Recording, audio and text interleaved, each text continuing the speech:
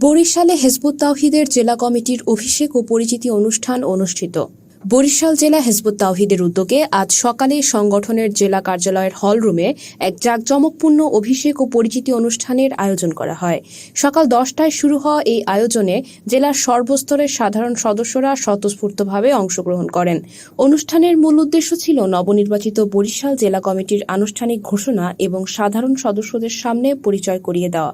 অনুষ্ঠানে প্রধান অতিথি হিসাবে উপস্থিত ছিলেন হিজবুত তাওহীদের বরিশাল বিভাগীয় সভাপতি জনাব শফিকুল আলম ওকবা। তিনি নতুন জেলা কমিটির সদস্যদের নাম আনুষ্ঠানিকভাবে ঘোষণা করেন এবং দায়িত্বপ্রাপ্ত নেতৃবৃন্দের হাতে দায়িত্বপত্র তুলে দেন। প্রধান অতিথির বক্তব্যে তিনি বলেন, বর্তমান রাজনৈতিক প্রেক্ষাপটে দেশের স্থিতিশীলতা রক্ষায় দুর্নীতি, অর্থপাচার, অপরাজনীতি ও পরিবারতন্ত্র নির্মূল করে রাষ্ট্রব্যবস্থার আমূল সংস্কার প্রয়োজন। স্বাধীনতার পর থেকে এদেশে একাধিক সরকার পরিবর্তন এবং 17 বার সংবিধান সংশোধন হলেও কাঙ্ক্ষিত শান্তি প্রতিষ্ঠিত হয়নি।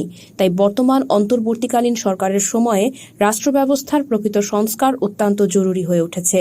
তিনি আরও বলেন, হিজবুত তাওহীদ রাষ্ট্র পরিচালনার ভিত্তি হিসাবে আল্লাহর সার্বভৌমত্ব তথা তৌহিদকে গ্রহণ করেছে। মহানবী হযরত মুহাম্মদ সাল্লাল্লাহু আলাইহি সাল্লাম ও খোলাফায়ে রাশিদিনের আদর্শকে অনুসরণ করে একটি ভারসাম্যপূর্ণ, আধুনিক ও বিজ্ঞান ভিত্তিক রাষ্ট্র ব্যবস্থা গঠনের লক্ষ্যে কাজ করছে। পাশ্চাত্যের ইতিবাচক দৃষ্টিভঙ্গি ও উপমহাদেশের সাংস্কৃতিক ঐতিহ্য, যেগুলো আল্লাহর নীতির সঙ্গে সামঞ্জস্যপূর্ণ, সেগুলোকেও গ্রহণ করা হয়েছে। জাতিকে চলমান সংকট থেকে মুক্তি দিতে হিজবুত তাওহীদ যুগোপযোগী পথ নির্দেশনা দিতে দৃঢ় প্রতিশ্রুতিবদ্ধ। ইনশাআল্লাহ এই আন্দোলন জাতিকে সঠিক পথে পরিচালনা করবে। নবগঠিত বরিশাল জেলা কমিটির দায়িত্বপ্রাপ্তরা হলেন সভাপতি মোহাম্মদ লোকমান হোসেন, সাধারণ সম্পাদক মোহাম্মদ খোকন হাওলাদার, সাংগঠনিক সম্পাদক নূর মোহাম্মদ আরিফ। আয়োজনটি এক উৎসবমুখর পরিবেশে সফলভাবে সম্পন্ন হয়। নতুন নেতৃত্বকে সাধারণ সদস্যদের পক্ষ থেকে অকুণ্ঠ সমর্থন ও শুভেচ্ছা জানানো হয়।